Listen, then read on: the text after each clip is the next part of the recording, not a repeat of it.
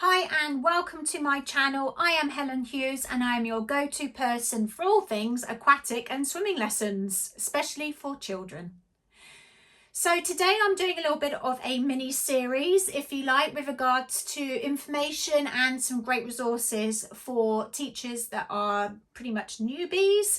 If you are newly qualified, or if you're new to the field or new to teaching children to swim, and it may be that you've had a little bit of a career break, or it could be that you're just coming back to it after a little bit of a time out, and you're just wanting to see what the most up-to-date information is. So over a period of videos, there will be some great information for you. My last video, I was expressing some questions that I'd really advise for you to ask before your lessons. So this video will actually be about what to get yourself, to have for yourself and to keep for yourself, that will again set you up for success before your lessons start. And obviously, you know, it may be that they may be putting you in right at the deep end and you'll be starting right away, which means it might not give you enough time to get all of these things. But if you do get enough to be able to tie you over for that first week, for instance, then that's great, because that's a really good start and that will set you up right from the beginning. So there are some resources for you in the description below for you to print off, to download for free and print off and to have with you throughout these coming weeks and months to help you with this process. So what I'd really advise you to get is a planner. And the reason why I recommend you get a planner is because you'll end up having lots of different pieces of paper and notes and all sorts just dotted around everywhere. And it can get a little bit crazy about what you're trying to remember, certain things that little nuggets somebody has said, or it could be that someone's told you that please make sure you add this in, or, you know, it just really keeps it all together for yourself. So I love having things in my hand, and I love having things in black and white and things like that, because I have it to hand. Now it might be that you would rather have something electronic, so it might be something that you find on your phone, to a little bit of a schedule or a program. I do have some programs that I will link in the description below that could potentially help you with, if you're wanting to be using your phone or your laptop or something like that. But personally, call me old school, but I prefer to have something that's tangible. So I highly recommend that you have a planner. I have actually designed this planner specifically for swimming teachers, and if you are teaching a fair few lessons, then this is really for you. It is for a year, so yes, it is hefty, but it's well worth having all here, because you can then look back at what you did in months before or what have you. And it really helps you with planning, because you've got everything together and you can make all your notes for that month or for that week or that day even, and you can go back. So throughout here there is like a monthly calendar, so if you're needing to remember certain things that is coming up, there might be awareness weeks that you're doing at your centre. Or it could be that they've asked you to do an assessment week, or it could be that you've got a gala that they're putting on, or an event of celebrating their awards or what have you. So at least you can then write it down on your calendar so you know what is there for the month. So that's the monthly calendar. And then what you have is you can write down what your sort of thoughts are for that week as well. So when you're planning, there is and in your bundle you get it here. I've given you an example of the themed ideas. So what's in this planner here, I do have as a freebie here for you, so you can write down what your ideas are for your activities, for your different groups. And then you can write what equipment that you're needing for your lessons. And then with using that information, you can then plan accordingly and go through a loose sort of lesson plan like this, of where you can loosely put down from your ideas that you've put on there to then whether or not it needs to go in for a back activity, or it could be breath control activity. In this Bible here, if you like, swimming Bible, at the front it gives you idea as sort of a sort of ideas here as to when you've got certain activities. So this is not filled in, but you can then put in the side here whether it's a warm-up or whether it's front kicking, breath control, this is back kicking, and then you've got independent swims and so forth. This is for beginner, and then also in here there is one for intermediates, and then you've also got one for advanced as well, and these differ accordingly. So it gives you some type of idea, because I actually found that some lesson plans can really be quite confusing and very time orientated, and it's okay that you can mix and match where you want to do things, so you don't have to keep that schedule. It's just there to prompt you and give you those sort of reminders of what you need to do next. And a reason why I say loosely is because, you know, every lesson is very different. The children coming, you know, might be in a different mindset than they were last week. And, you know, it's a case of being a little bit more on your toes. So that, you know, if something isn't going well, then that's okay. Just move on to something else. But you have your list with you. And I would, what's on here as well to remind you is to recommend is that you get, if you don't have access to this, is to get a laminating machine, get some cards, so that you can print this off on card, laminate it, and then you can write over the top with you know, pens that you can rub off, and then you can use it again for the next time you're going to be for that specific. Or you can, you know, make sure you print off and put on here what the areas you're going to work on, and then laminate it, and then you can keep reusing it. So highly recommend that. You can actually print them off in sort of A5 and then get these type of pocket wallets of where it keeps it nice, and, you know, you've got it all together for you so that you can pretty much go through each lesson that you've got for that day, and then you can whip it out and you've got it with you. So I recommend something like that if you are wanting to keep your lesson plans with you poolside as well. So they are really helpful for you for that. And then the other thing is in here too is that if it's a daily lesson sort of timing, so that you can then remember, oh, actually, yes, at 9 o'clock I've got beginners, 9:30 I've got parent and toddler, and so on, so that you remember what times that you are doing. And then also what is in here will be a breakdown at the end of the month, so you can then sort of add your reflection. So what have you learned from that month that you need to remember for the next month? So keeping all this information means that if a parent asks you a certain question, then you've got this all down, written together, rather than trying to find and fumble around for a piece of paper with that information on it.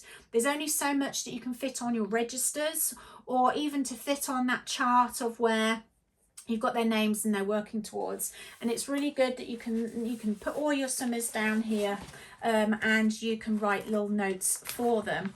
There's also a challenge sheet in here too, of where if there are certain challenges or achievements that they're working towards, then you can write them in as well here that they have finished or completed, and then you know for the next part of when you're planning for the next set of lessons, then you can ensure that they are ready.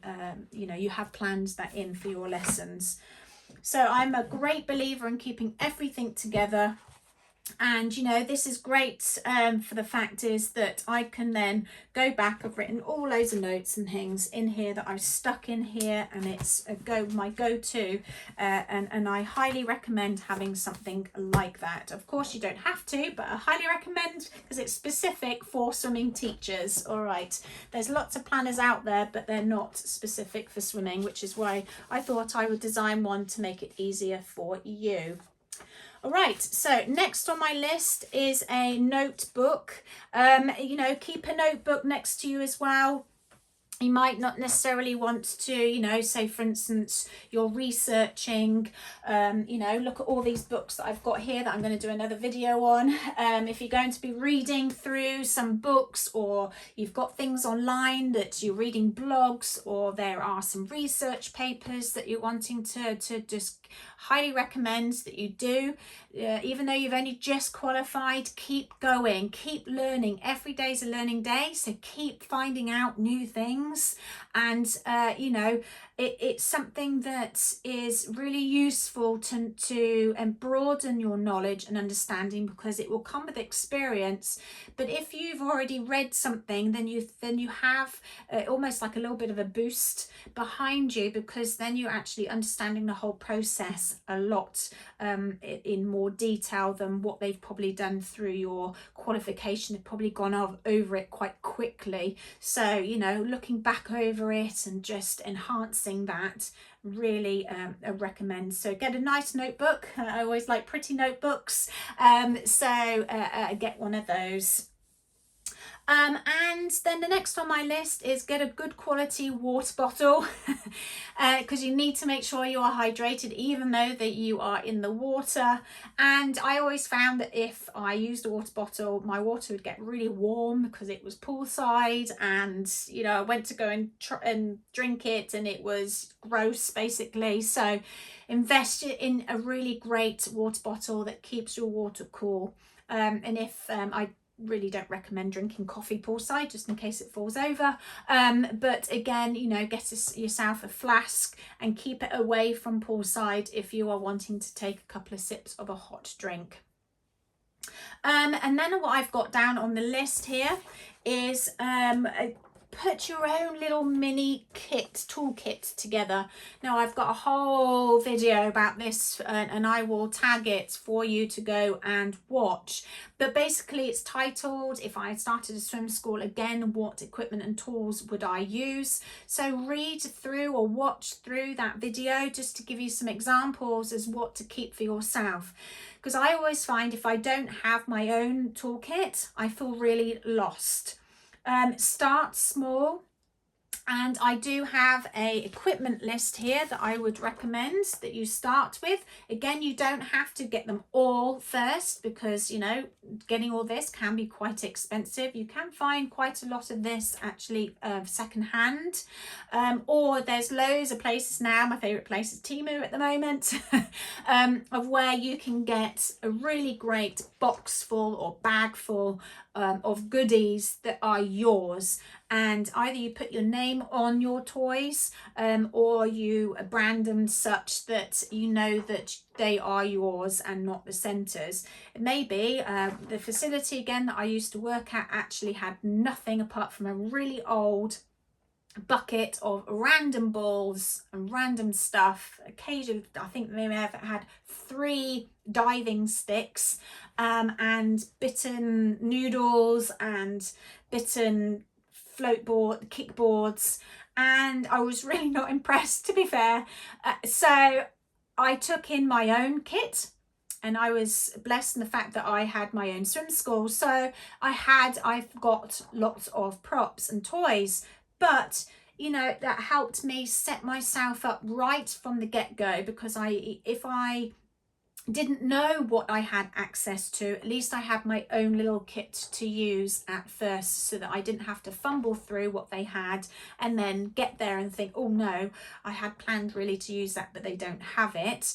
And if you haven't asked that question before starting the lessons, then at least you know you've got your own kit. So on here there is, work your way through it. I do recommend all of these to have anyway, but sort of think about what the priority ones are for you. What I do need to add to this list, which I just should have put down, because I do think it's something, if you are giving demonstrations and things, having a little helper for you in the water. This little guy here has been with me for probably about 20 years now. And baby is well used, and it just helps with lots of different reasons, but it's, if you're trying to explain something and you're poolside, for instance, at least you've got a little bit of a visual to help you. So invest in a little bit of a baby. There are different dolls out there, but just something that's just inexpensive at first, just to tie you over until you can find something that is more substantial, if you like. The other things that I would recommend to get right away are some stacking toys, and because if you don't have, even if you haven't got any balls or anything like that, which I guess, again, you can get ball pit balls for a really massive amount, for quite a small amount of money, and you will use them a lot. So highly recommend, so an investment for sure, but well worth it. And then having some sort of watering can or something like that, and I recommend silicone these days. I'm trying to stay away from plastic, and I like silicone, and I'm going to be doing another video on my go-tos for silicone for swimming lessons, so that is great. And then just have something really quite fun, maybe some diving down things rather than the traditional dive sticks, for instance. You can have little things like this. Again, I think they were £2 on Temu. It's actually one of my new hauls here, of what I've just recently bought. But again, having something like that will set you up. Just have a couple of things in your box just to start, and then you can add to it as you get to know what sort of things that you want. But on this list does give you some good examples as to what you might want to get to begin with. All right, so that's your own start kit. If they don't give you access to a laminating machine, get yourself one and a printer, because especially if you come to the swim education page on Facebook, and if you do want to be a part of the membership for swimming teachers on my site, there's lots of freebies on there as well. But I give a lot of ideas as to what to do during your swimming lessons that are fun and creative, and really the kids really relate to those type of activities. So get yourself your printer, laminating machine, cardstock, whiteboard pens. On that list there as well as craft foam. Highly recommend to get some craft foam. And also, if you're wanting to take notes poolside, if you haven't got, and you don't really want to be taking your planner, because of course it not being waterproof, is that these waterproof notepads are amazing, and you can write in here just some quick notes of what you're needing to, so when you can then transfer that information or keep it for when you need to then put it into your planner. So those are what I would recommend to get before you start your swimming lessons. And if you do have any questions, or if you feel as though you have something like a go-to to have before, that you need to have tangible before you start your swimming lessons, then please comment below so you can help our newbies in the world of aquatics and swimming lessons. So there are more videos to come, so please watch out for the next video.